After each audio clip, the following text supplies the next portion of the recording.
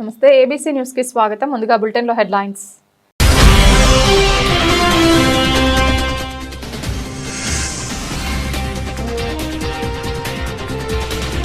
మరో 3 నెలల్లో భారీ మెగా జాబ్ మేళా నిర్వహిస్తాం. ఎమ్మెల్యే గోరంట్ల బుచ్చయ్య చౌదరి.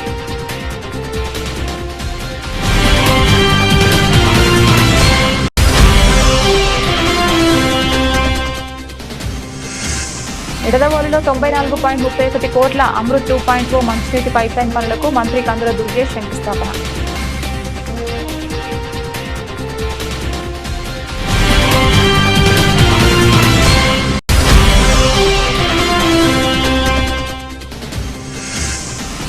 జగ్గంపేట ప్రభుత్వ జూనియర్ కళాశాలలో నూతన కళావేదికను ప్రారంభించిన ఎమ్మెల్యే జ్యోతుల నెహ్రూ.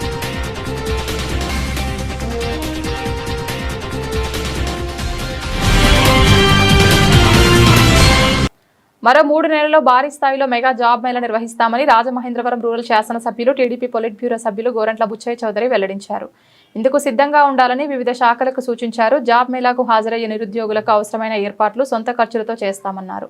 బొమ్మూరు కలెక్టరేట్లో మెగా జాబ్ మేళా బుధవారం నిర్వహించిన సందర్భంగా ఎమ్మెల్యే గోరంట్ల మాట్లాడుతూ నిరుద్యోగ యువతకు ఉపాధి కల్పించడానికి ఏర్పాటు చేసిన జాబ్ మేళాకు అనూహ్య స్పందన రావడం పట్ల హర్షం వ్యక్తం చేశారు. ఈ కార్యక్రమంలో AMC chairman Marni Vasudev, MPP Velugubanti Satyaprasad మరియు ఐటీడీపీ సభ్యులు తదితరులు పాల్గొన్నారు. జాబ్ మేళా ఉద్దేశం నిరుద్యోగంలో ఉండి అవకాశాల కోసం ఎదుగుతున్న మీ అందరికీ అవకాశాలు ఇవ్వడం కోసం వివిధ కంపెనీల వారు వచ్చారు. 1600 పైచలు పోస్టులు ఉన్నాయి. వాటిని భర్తీ చేయడం కోసం ఇంటర్వ్యూ జరుగుతుంది. స్కిల్ డెవలప్మెంట్ ద్వారా కూడా తర్ఫీదు పనులను కూడా విజ్ఞప్తి చేస్తా ఉన్నాను. ఇవాళ నేను ఇక్కడే మాటిస్తున్నా, ఇవాళ స్పందన చూసేదాకా 3 months టైం ఇస్తున్నాను. నేను 3 monthsలో బడా మెగా జాబ్ మేళా బడా అన్నారంటే అర్థం చేసుకోండి. బెంగళూరు, హైదరాబాద్ లాంటి పెద్ద పెద్ద కంపెనీలు, విశాఖపట్నం లాంటి ఫార్మా కంపెనీలు అన్ని లాంటి మొత్తం ఖర్చు అంతా మేము భరిస్తాం. వాళ్ళకి వచ్చి విమాన 3 months టైం. నేను మొదటి జాబ్ మేళా నేనే పెట్టాను రాజమండ్రిలో. 5,000 మంది అటెండ్ అయ్యారు. భోజనాలు అన్నీ పెట్టి 5,000 మందికి చేశాం. ఇవాళ మనకి ఇన్ఫ్రాస్ట్రక్చర్ ఉంది, ఇక్కడ స్కిల్ డెవలప్మెంట్ ఉంది బ్రహ్మాండంగా. గ్రాడ్యుయేట్స్ అయితే ఉన్నారు, ట్రైనింగ్ అవ్వాలి. ఎలా ఫేస్ చేయాలి, ఇంటర్వ్యూని ఎలా ఫేస్ చేయాలి, లాంగ్వేజ్ మీద పట్టు ఎలా ఉండాలి, మాతృభాషతో పాటు అనుసంధాన భాష మీద కూడా పట్టు ఉండాల్సిన అవసరం ఉంది. టెక్నాలజీ మీద ఇవాళ టెక్నాలజీ మార్పు వస్తూ ఉంది. ఏఐ వస్తూ ఉంది, ఏఐ మీద వస్తూ ఉంది, మ్యానుఫ్యాక్చరింగ్ మీద వస్తూ ఉంది, ఫార్మస్యూటికల్ వస్తూ ఉన్నాయి, స్టీల్ ప్లాంట్లు వస్తూ ఉన్నాయి, సివిల్ ఇంజనీరింగ్ కూడా అవకాశాలు రాబోతున్నాయి. వీటన్నింటి కూడా అందిపుచ్చుకోవాల్సిన అవసరం ఉంది. ఇవాళ ఏదైతే జాబ్ మేళా ఏర్పాటు చేసిన department of skill development and employment and training సిబ్బందికి, అధికారులకి, వివిధ శాఖల పెద్దలందరికీ. రాజమహేంద్రవరం దేశంలో అందరూ అట్టడుగు వర్గాలుగా భావిస్తున్న సామాజిక వర్గాల వారిని జాతిని పునర్నిర్మాణం చేసే సారథులుగా భావించి ముందుకు తీసుకువెళ్తున్న ఏకైక పార్టీ భారతీయ జనతా పార్టీ మాత్రమేనని ఆ పార్టీ శాసనమండలి సభ్యులు, జాతీయ కార్యవర్గ సభ్యులు సోము వీర్రాజు అన్నారు. బీజేపీకి ఉన్నట్టుగా ఓబీసీ మోర్చా మరే రాజకీయ పార్టీకి లేదని, వారు చేసిన కార్యక్రమాలను కూడా ఏ పార్టీ చేయలేదని అన్నారు. ప్రధాని నరేంద్ర మోదీ అమలు చేస్తున్న పథకాలను బీసీ వర్గాల ప్రజలందరికీ అందించేందుకు కృషి చేయాలని నూతన కమిటీ ప్రతినిధులను కోరారు. సమావేశంలో బీజేపీ రాష్ట్ర నాయకులు రేలంగి శ్రీదేవి, ఏపీఆర్ చౌదరి, కూరుగంటి సతీష్, ఆడబాల రామకృష్ణ, యానపు యేసు తదితరులు పాల్గొన్నారు. పెంచితే 10 లక్షల ఆదాయం వచ్చింది. వీటిని అన్నీ వివరించడం కోసం ఆగస్టు నెలలో మొత్తం గీత కులాల ఆత్మగౌరవం, తాటి చెట్టు రక్షణ, ఈ తాటి విత్తనాలు నాటడం. ఇప్పుడు తాటి చెట్లు కొట్టేస్తున్నారు మొత్తం. ఒరిస్సాలో తాడి చెట్టు మీద పిడుగులు పడతాయట, అది ఆకర్షిస్తుంది. తాడి చెట్టు పిడుగులు పడడం, అది మనుషుల మీద పడిపోతే చచ్చిపోతున్నాం మనం.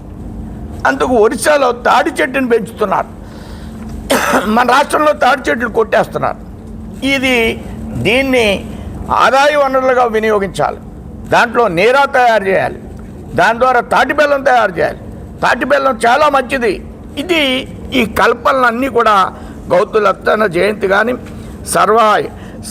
సర్దార్ పాపన్న గౌడ్ జయంతి కానీ, సంచార విముక్తుల జయంతి కానీ, చేనేత జయంతి కానీ, విశ్వకర్మ, ఇది ఎంత గొప్ప అంశం అంటే విశ్వకర్మ కంసాలు మన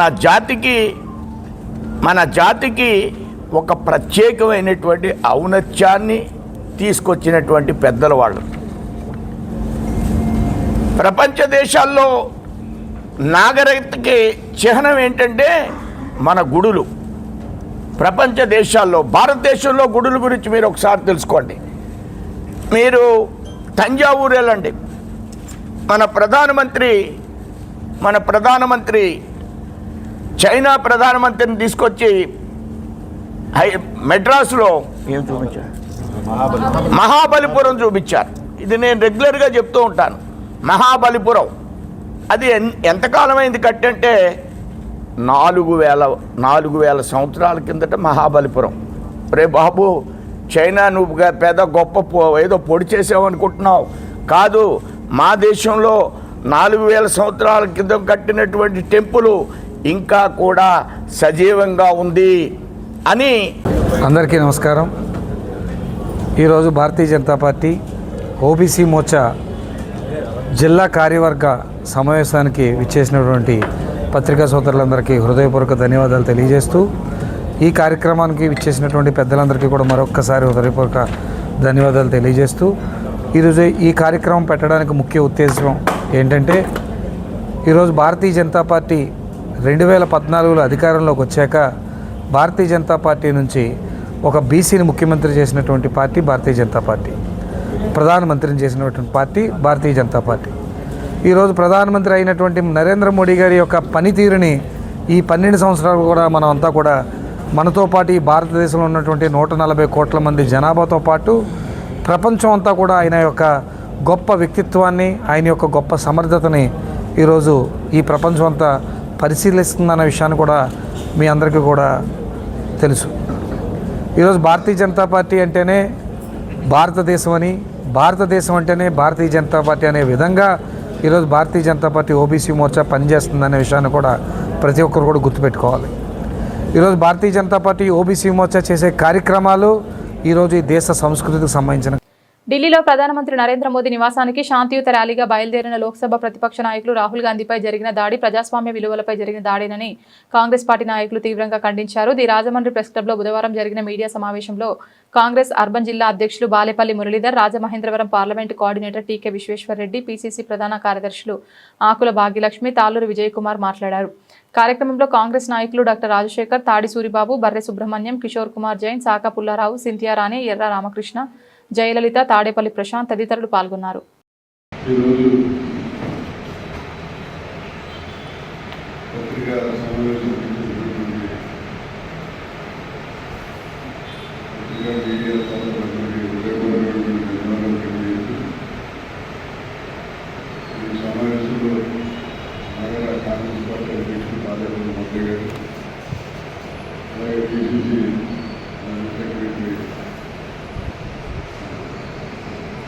ఆకుల భాగ్యలక్ష్మి గారు, అలాగే డాక్టర్ డాక్టర్ రాజశేఖర్ గారు, తాళ్ళూరు విజయ్ కుమార్ గారు,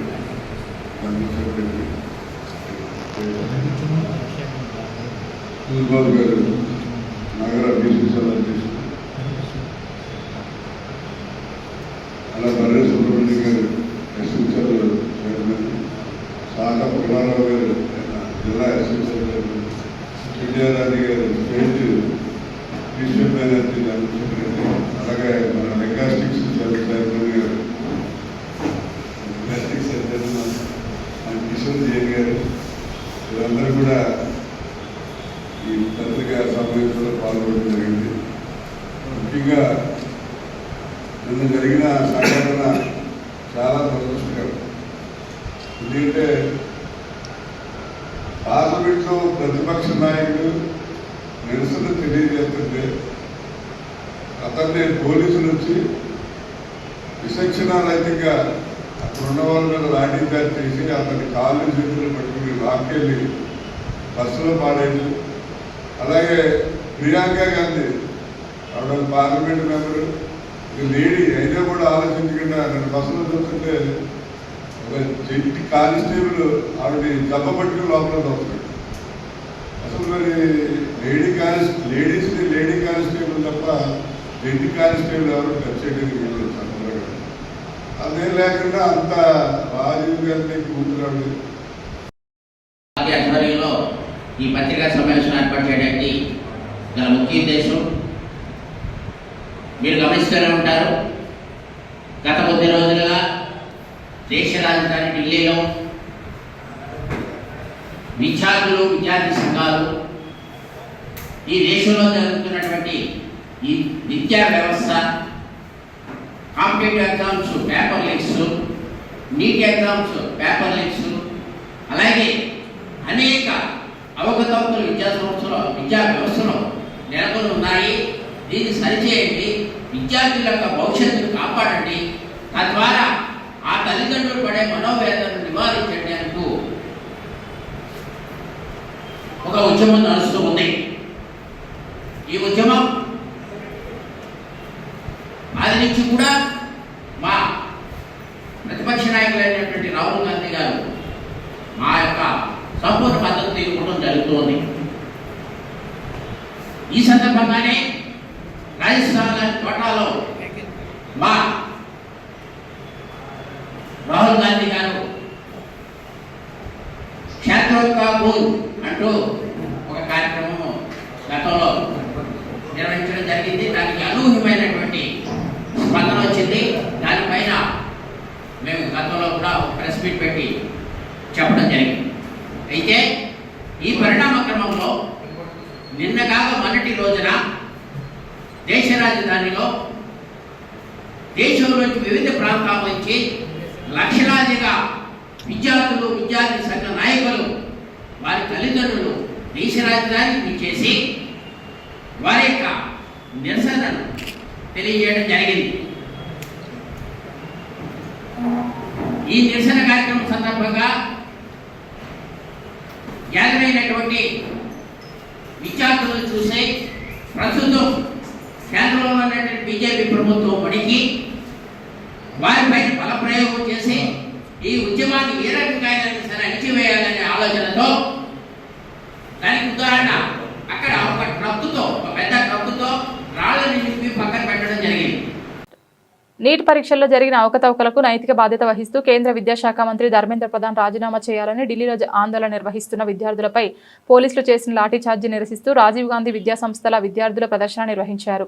స్థానిక గణేష్ చౌక్ ప్రెస్ క్లబ్ వద్ద నుంచి గోకవరం బస్టాండ్ అంబేద్కర్ విగ్రహం వరకు జరిగిన ఈ ప్రదర్శనలో పాల్గొన్న మాజీ ఎంపీ జీవి హర్షకుమార్ మాట్లాడుతూ విద్యార్థులకు ఇంత కర్కశంగా లాఠీచార్జీ చేయడం దారుణమని ఆగ్రహం వ్యక్తం చేశారు.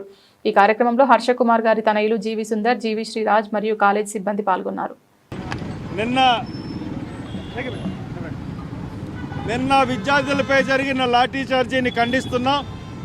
ఢిల్లీలో జంతర్ మంతర్లో మరి ప్రశాంతంగా వాళ్ళు ఆందోళన చేస్తున్నారు. చెరో పార్లమెంట్ అని పిలిపించారు.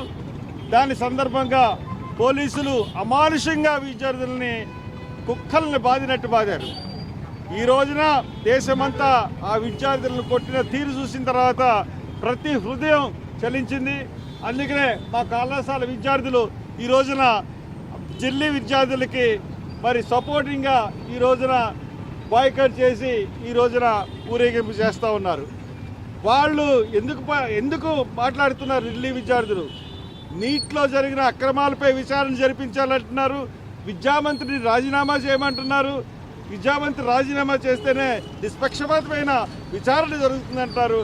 అలాగే 21 రోజులు మరి జంతర్ మంతర్లో చేసి ఇంకా ఢిల్లీ హాస్పిటల్లో ఉద్యమాన్ని నిరసన దీక్షను నిరాహార దీక్షను కొనసాగిస్తున్న సోనం వాంగ్చుక్ని వెంటనే విడుదల చేయమని వాళ్ళు కోరుతూ ఉన్నారు.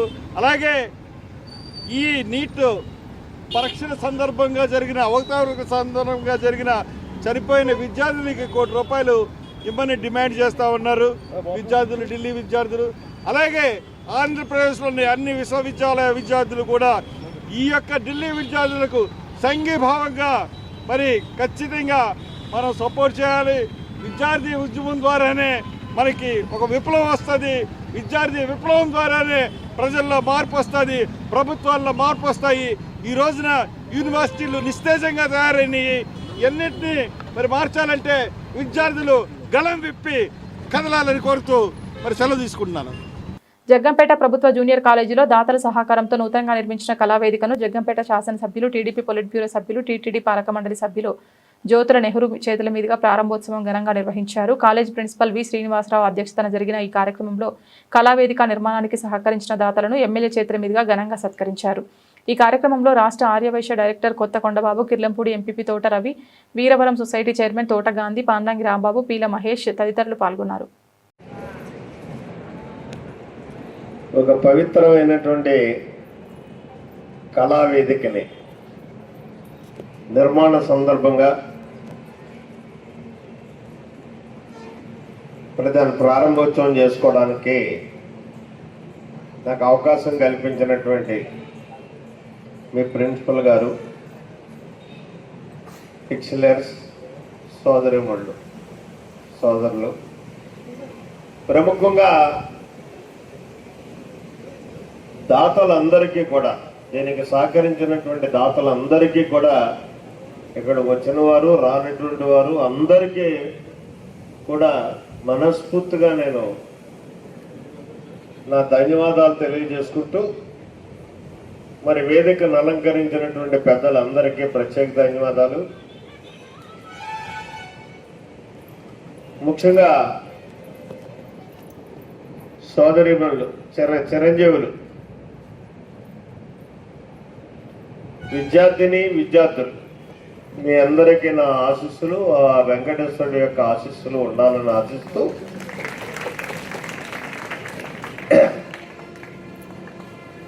ఒక మంచి కార్యక్రమాన్ని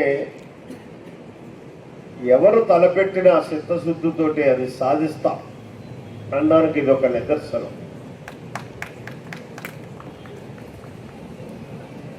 మరి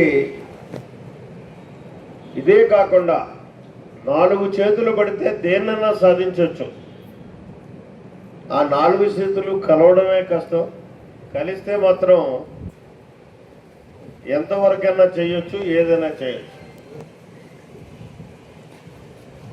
ముఖ్యంగా ఈరోజు చాలా మంచి రోజు విద్యార్థులకు. ఇంటర్మీడియట్ దగ్గర నుంచి 1వ తరగతి వరకు ఇంటర్మీడియట్ ఉన్నాయి కదండి, అమ్మఒడి, తల్లి పొందడం, పొందడం అనేటటువంటి కార్యక్రమం ద్వారా ఈరోజు ఎంతో ప్రోత్సాహాన్ని విద్యకు అందిస్తున్నటువంటి పరిస్థితి. ఎంతమంది పిల్లలు ఉంటే అంతమందికి కూడా రాష్ట్ర ప్రభుత్వం. ఇవాళ మీ అదృష్టం ఏంటంటే చదువు యొక్క విలువ తెలిసినటువంటి ఒక విజ్ఞానవంతుడు ఆక్స్ఫర్డ్ యూనివర్సిటీలో చదివి మరి ఆయన విద్యాశాఖ మంత్రిగా రావడం, ఈనాడు జరుగుతున్నటువంటి విద్యా విధానాల్లో మార్పు అవనివ్వండి, విద్యా విధానాల్లో అభివృద్ధి అవనివ్వండి, మరి ఇవన్నీ కూడా ఒక అవగాహన ఉన్నటువంటి, చేయాలనేటటువంటి తపన ఉన్నటువంటి విద్యాశాఖ మంత్రి మనకు రావడం ఈ రాష్ట్రంలో ఒక అదృష్టంగా భావిస్తూ, దాన్ని మనం ఉపయోగించుకోవాలనుకున్నప్పుడు మీ అందరికీ అందుబాటులోకి అతి చౌకగా,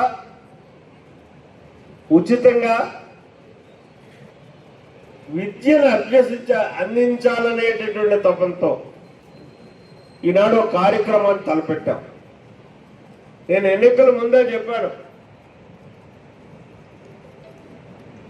ఇంటిగ్రేటెడ్ నేషనల్ ఎడ్యుకేషన్ హబ్ ఏర్పాటు చేస్తాను మన నియోజకవర్గంలో అని చెప్పి. శాసనసభ్యులు అలాగే టీటీడీ బోర్డు మెంబర్ అయినటువంటి శ్రీ జ్యోతిల్ నెహ్రూ గారికి, మిగతా పెద్దలందరికీ కూడా నమస్కారాలు తెలియజేసుకుంటున్నాను. విద్యార్థులందరికీ కూడా నా ఆశీర్వాదాలు.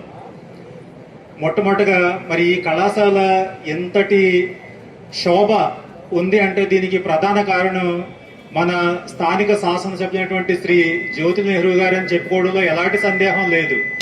ఎందుకంటే మనం ఏ అవసరం చెప్పినా కానీ ఎప్పుడూ కూడా ఆ సార్ నో చెప్పలేదు. ఏది చెప్పినా అది ఎంత కష్టమైనా కానీ మనకి ప్రతిదీ చేస్తున్నారు. అలాగే కళాశాలకి ఈ స్టేజ్ అనేది ఒక కొరతగా కనిపించింది. అంటే ప్రతిదానికి సార్ దగ్గరికి వెళ్తే బాగోదన్న ఉద్దేశంతో డోనర్స్ ని మనం మొబిలైజ్ చేయొచ్చు అని మన కళాశాల సిబ్బంది అందరూ కూడా చెప్పినప్పుడు మొట్టమొదటిసారిగా మాకు వినిపించిన పేరు SRMT కాకినాడ వారి పేరు వినిపించింది. దీన్ని ప్రపోజ్ చేసింది కూడా ఎవరంటే మన కాలేజీలో పనిచేసినటువంటి ఎకనామిక్స్ లెక్చరర్ అయినటువంటి సిహెచ్ రాము మరియు మూర్తి గారు, మ్యాథ్స్ లెక్చరర్. సరే మనకు అంత డబ్బులు ఇస్తారా అని డౌట్గానే మన టీము ఒక 5 మెంబర్స్ అక్కడికి వెళ్ళడం జరిగింది. SRMT వారిని సంప్రదించడం జరిగింది. దగ్గరికి వెళ్ళాను, చుట్టూ బేస్మెంట్ వేసాం సార్, మట్టి వేయాలి, ఇక మా దగ్గర లేవు, డబ్బులు లేవు. ఆ సందర్భంలో సార్ దగ్గరికి వెళ్తే నిజంగా సార్ ఎంత పెద్ద మనసు అంటే నేను సగమే చెప్పాను. నేను సార్ ఇలాగ కొంత ఫిల్లింగ్ చేయాల్సిన అవసరం ఉంది సార్ అంటే వెంటనే ఎవరినో పిలిచారు. వాళ్ళకి ఏం కావాలంటే ఎంత అవసరం అంతా చేయన్నారు అంతే. చెప్పి నేను ఇలా కాలేజీకి వచ్చేసరికి మా వాళ్ళు సార్ ఇస్తారో ఎవరు అన్న డౌట్తో వచ్చాం. నేను వచ్చేసరికి నాకన్నా ముందు లారీ వచ్చిందండి. చాలా సంతోషం అనిపించింది నిజంగా. అలాగూ ఆ కొరత మాకు తీరింది. అలాగే అందరి పాత్ర కూడా ఇందులో ఉంది. ఈ రోజున మరి కాలేజ్ డెవలప్మెంట్లో భాగంగా అందరికీ కూడా సభాముఖంగా ధన్యవాదాలు తెలియజేస్తున్నాను. అందరినీ కూడా పిలిచాం ఈరోజు, ఎందుకంటే గౌరవ శాసనసభ్యుల వారిచే చిన్న చిరు సత్కారం ఏర్పాటు చేస్తే కొంచెం మోటివేషన్గా ఉంటుందన్న ఉద్దేశంతో అందరినీ పిలిచాం. కొంతమంది సమయాభావం వల్ల రాలేకపోయారు. వచ్చినటువంటి వారికి అలాగే వీలు కుదరక రానటువంటి వాళ్ళందరికీ కూడా సభాముఖంగా ధన్యవాదాలు తెలియజేస్తున్నాను. అలాగే ఇందులో ఈ కన్స్ట్రక్షన్లో భాగంగా చాలామంది స్టాఫ్ నిరంతరాయంగా పనిచేశారు. అందులో ముఖ్యంగా మరి మా సివిక్స్ లెక్చరర్, ఆయన పేరు ఖచ్చితంగా చెప్పుకోవాలి. ఎందుకంటే మేమందరం కూడా ఎంతో కొంత బయట నుంచి వచ్చేటటువంటి వాళ్ళు అయితే ఆయన ఊళ్ళో ఉండి ప్రతి పని కూడా దగ్గరుండి పర్యవేక్షించి ఈ రోజున ఇంత అద్భుతమైనటువంటి స్టేజ్ మనం నిర్మించుకోవడానికి భాగమైనందుకు ఆయనకి సభాముఖంగా ధన్యవాదాలు తెలియజేస్తున్నాను. అందులో భాగంగా సార్ స్టాఫ్ అందరూ కూడా చాలా నిడదవోలు పట్టణ ప్రజానికానికి సురక్షితమైన నాణ్యమైన తాగునీటిని అందించడమే ధ్యేయంగా కూటమి ప్రభుత్వం పనిచేస్తోందని పర్యాటక శాఖ మంత్రి కందుల దుర్గేష్ స్పష్టం చేశారు. బుధవారం నిడదవోలులో అమృత్ 2.0 పథకం కింద 94.31 కోట్ల అంచనా వ్యయంతో చేపట్టనున్న మంచినీటి పైప్లైన్ నిర్మాణ పనులకు ఆయన ముఖ్య అతిథిగా హాజరై శాస్త్రోక్తంగా శంకుస్థాపన చేశారు. తాగునీటి అందించే కార్యక్రమాన్ని ఒక పవిత్రమైన బాధ్యతగా భావించి స్థానిక నాయకులు, అధికారులు నిరంతరం పర్యవేక్షించాలని సూచించారు. నిడదవోలు అభివృద్ధికి నిరంతరం శ్రమిస్తున్న మంత్రి కందుల దుర్గేష్ ను స్థానిక ప్రజలు, నాయకులు ఘనంగా సన్మానించారు. అక్కడ మనం మొన్న సీఎం గారు వచ్చినప్పుడు మనం ఆ కార్యక్రమాన్ని చూసాం. అక్కడ దానికి సంబంధించి 4,53,00,000. అక్కడ మళ్ళీ సిఎస్ ట్రీట్మెంట్ ప్లాంట్ కూడా STP కూడా మనం మొన్న శంకుస్థాపన చేయించుకున్నాం ముఖ్యమంత్రి గారి ద్వారా.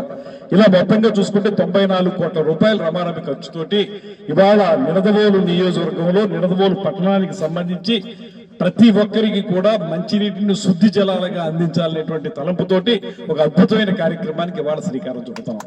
ఇది మనందరికీ కూడా ఎంతగానో ఉపయోగపడేటువంటి కార్యక్రమం. ఇక్కడ మీరు గమనించాల్సింది ఈ ప్రభుత్వం యొక్క చిత్తశుద్ధి. ముఖ్యమంత్రి గారు ప్రత్యేకించి ఉప ముఖ్యమంత్రి గారు వీరిద్దరూ కలిసి మంచినీరుని సప్లై చేయాలి, గోదావరి పక్కన ఉన్న గొంతెండిపోయే పరిస్థితులు ఉండకూడదు.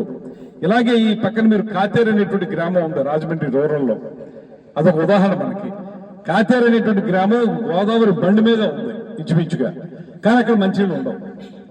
గోదావరి నీళ్ళు అక్కడ మంచినీళ్ళుగా దొరకవు. అక్కడ పేపర్ మిల్ వాళ్ళు CSR కాంపోనెంట్ కింద వాటర్ ట్యాంకర్స్ ద్వారా మంచినీళ్ళు ఇస్తారు. ఏమిటి దౌర్భాగ్యం మనకి? గోదావరి పక్కనే ఉన్నటువంటి గ్రామాల్లో కూడా గోదావరి నుంచి మంచినీళ్ళు రాలేదంటే అది మన వైఫల్యంగా భావించాలి. అందుకే ఆ ప్రభుత్వం వైఫల్యమైనటువంటి ప్రభుత్వం అని చెప్తున్నాం. ఇవాళ మనం ఈ ప్రభుత్వాన్ని ప్రత్యేకించి ఈ కార్యక్రమాన్ని చేపట్టడం ద్వారా ఈ 94 కోట్లతో చేసేటువంటి కార్యక్రమం రాబోయే రోజుల్లో 2 సంవత్సరాలు చెప్తున్నారు వాళ్ళు. ఇవాళ మనకి ఇంచుమించుగా ఆగస్టు వచ్చేసింది, 2026 ఆగస్టు. 2027 డిసెంబర్ నెల చివరికి పూర్తి చేస్తారు.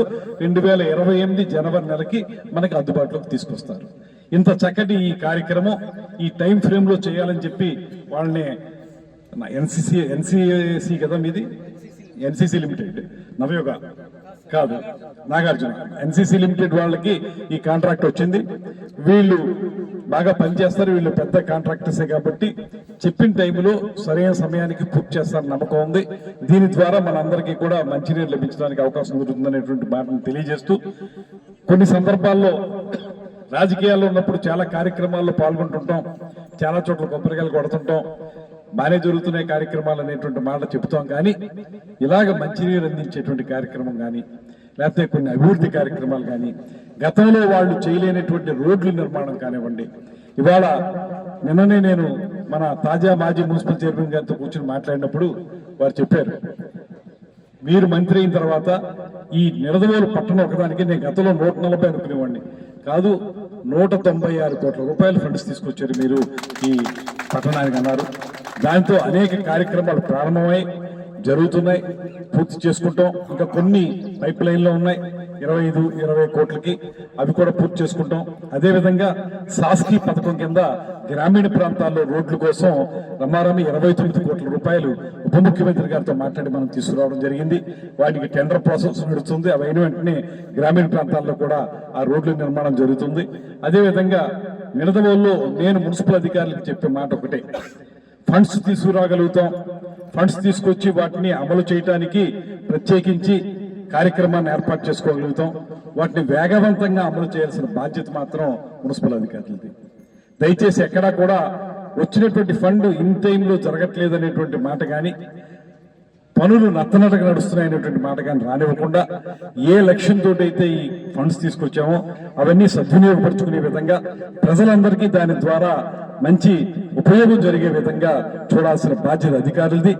అందుకే కృష్ణవేణి గారు మన కమిషనర్ గారు కూడా ప్రత్యేకించి నేను మనవి చేసేది ఏంటంటే, మీరు పూర్తి స్థాయిలో దాని మీద దృష్టి పెట్టండి. ఎక్కడైనా అధికారులు మాత్రం అలసత్వం వహిస్తే మాత్రం సహించం. ఖచ్చితంగా అధికారులు 100% ప్రభుత్వం యొక్క పేరు పెరిగేలాగా పనిచేయాలి తప్పితే మీరు అలసత్వం వహిస్తే మిమ్మల్ని ఎవరో ఏమన్నారు, మీరు 2 రోజులు ఇక్కడ పనిచేసి వెళ్ళిపోతారు. ఆ తర్వాత ఆ బాధ్యత మళ్ళీ ప్రభుత్వం తీసుకోవాల్సి వస్తుంది. ప్రభుత్వం ప్రజల దగ్గరికి వెళ్తుంది అనునిత్యం కూడా. అటువంటి సందర్భంలో ప్రభుత్వానికి చెడ్డ పేరు రావడానికి మేము ఎవరు కూడా ఒప్పుకోం. మీరందరూ కూడా కష్టపడి పనిచేయండి, తెచ్చినటువంటి ఫండ్స్ ని సద్వినియోగపరచుకోండి. ఇదే సమయంలో ఆ రకమైనటువంటి ఒక హెచ్చరిక చేస్తూనే మరో పక్కన పారిశుద్ధ్యం విషయంలో 50,000 జనాభాకు లోపు ఉన్నటువంటి పట్టణాల్లో రాష్ట్రం మొత్తం మీద 3 పట్టణాల్లో మన నిడదవోలు పట్టణానికి స్వచ్ఛాంధ్ర కార్పొరేషన్ ద్వారా ప్రత్యేకమైన అవార్డు వచ్చింది. దానికి కూడా మన మున్సిపల్ కమిషనర్ గారిని వాళ్ళ సిబ్బందిని కూడా ప్రత్యేకంగా అభినందిస్తున్నాను. అభినందనలు ఉంటాయి, మరో పక్కన పని జరగకపోతే మేము దాని చివాట్లు కాదు, దానికి మేము విమర్శించడం, సరిగ్గా పనిచేసే విధంగా చేయడం కూడా ఉంటుంది. కాబట్టి దయచేసి మున్సిపల్ అధికారులు ఈ కార్యక్రమం ఏదైతే ఉందో ఇది ఒక పవిత్రమైన కార్యక్రమం. మంచినీరు ప్రజలకు అందించడం అంటే అదొక పవిత్రమైన కార్యక్రమంగా మనం భావించాలి. మీరు 100% దాన్ని సఫలీకృతం చేయాలనేటువంటి మాటని మరొకసారి తెలియజేసుకుంటూ దీన్ని ఎప్పటికప్పుడు పర్యవేక్షించాల్సిన బాధ్యత మనకు ఉంది. ఇంకొక ఇబ్బంది ఏమైందంటే, మనకి కౌన్సిల్ ఏమో కాలపరిమితి అయిపోయింది. కౌన్సిల్ ఉన్నప్పుడేమో చైర్మన్ గారు కానీ లేకపోతే కౌన్సిలర్లు కానీ ఎప్పటికప్పుడు ఇక్కడ ఏం జరుగుతున్నాయని పర్యవేక్షించుకునే అవకాశం, లేకపోతే వాళ్ళు పర్యవేక్షించకపోతే ప్రజలు అడుగుతారు కాబట్టి ఖచ్చితంగా పర్యవేక్షించేవారు. వాళ్ళు కూడా అవకాశం ఉండేది వారికి. కానీ ఇవాళ కౌన్సిల్ లేదు. లేకపోయినప్పటికీ కూడా పౌరులే కౌన్సిల్ లాగా భావించుకోవాలి. ఎవరైతే పౌరులు పట్టణ ప్రజానికి ఉన్నారో అందరూ కూడా పూర్తి స్థాయిలో దీన్ని దృష్టిలో పెట్టుకుని పనిచేయించుకోవాలి. అదేవిధంగా జనసేన, భారతీయ జనతా పార్టీ, తెలుగుదేశం 3 పార్టీలకు సంబంధించినటువంటి కార్యకర్తలు, నాయకులు ఉన్నారు కాబట్టి అందరూ కూడా దాన్ని బాధ్యతగా తీసుకుని ఇలాంటి అభివృద్ధి కార్యక్రమాలు ఏవైతే ఉన్నాయో వాటి మీద నిరంతర పర్యవేక్షణ చేస్తూ నిరంతరం వాటిని అమలు చేయడానికి వీలుగా అవసరమైతే అధికారులతో కూడా మాట్లాడి కొన్ని కార్యక్రమాలు చేయాల్సినట్టుగా నేను ప్రత్యేకంగా తెలియజేసుకుంటూ, మాజీ మున్సిపల్ చైర్మన్ శ్రీ ఆదినారాయణ గారు కూడా అనుభవం ఉంది, వారిని కూడా వీటి మీద దృష్టి పెట్టాల్సిందిగా నేను వారిని కోరుతూ, ప్రత్యేకించి ఆయన ఇంజనీరింగ్ బ్యాక్గ్రౌండ్ కనుక, ఆయన బీటెక్ చేశారు కనుక ఆయనకు కూడా కొంత ఇంజనీరింగ్ డీటెయిల్స్ అన్ని తెలుస్తాయి కాబట్టి వాటి మీద కూడా దృష్టి పెట్టాల్సిందిగా కోరుతూ, ఏదైనప్పటికీ ఒక మంచి కార్యక్రమాన్ని ఈ ప్రభుత్వం చేపట్టింది. దీన్ని గత ప్రభుత్వం చేయలేనటువంటి పనులు మనం చేశాం కనుక దీన్ని మరింత బాగా చేసి ఖచ్చితంగా 2028 జనవరి నాటికి నిడదవోలు పట్టణంలోని ప్రతి ఒక్కరికి కూడా మంచి నీరు అద్భుతంగా దొరికే విధంగా ఈ పైప్ లైన్ ద్వారా వస్తుంది అనేటువంటి మాటని ఆశాభావాన్ని తెలియజేసుకుంటూ సెలవు తీసుకుంటున్నాను. నమస్కారం. బులెటిన్ ముగించే ముందు హెడ్లైన్స్ మరొకసారి.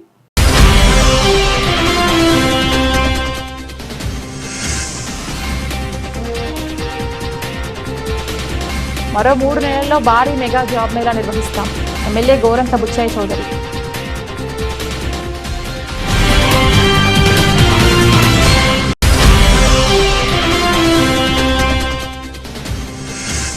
నిడదవోలులో 94.31 కోట్ల అమృత్ 2.0 మంచినీటి పైప్లైన్ పనులకు మంత్రి కందుల దుర్గేష్ శంకుస్థాపన.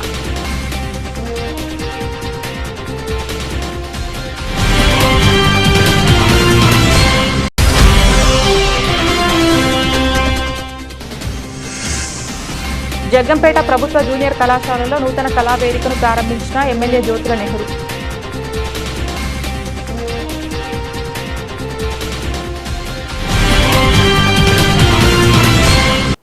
ఇది ఇవాల్టి బులెటిన్. తిరిగి మరొక బులెటిన్లో మళ్ళీ కలుద్దాం. అంతవరకు సెలవు. నమస్కారం.